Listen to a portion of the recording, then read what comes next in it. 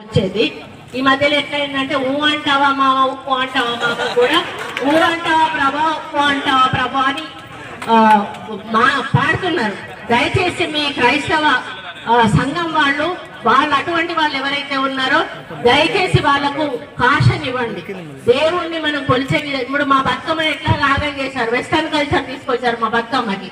బతుకమ్మ అంటే కోలాటం వేయడము, మేము చప్పట్లు కొట్టుకుంటూ ఆడడం, ఇప్పుడేమో డాన్సులు డిస్కో డాన్సులు వేస్తా ఉన్నారు. దయచేసి మీరు మీ చర్చిలలో అటువంటి కల్చర్ని రావుతుంది. ఇంకొక ఆమె వాడుతుంది ఏసే నా ప్రభు అంటది, ఏసే నా ప్రియుడు అంటది, ఆయన నేను పెళ్లి చేసుకుంటానంటది, ఆమె వాడుతా ఉంది.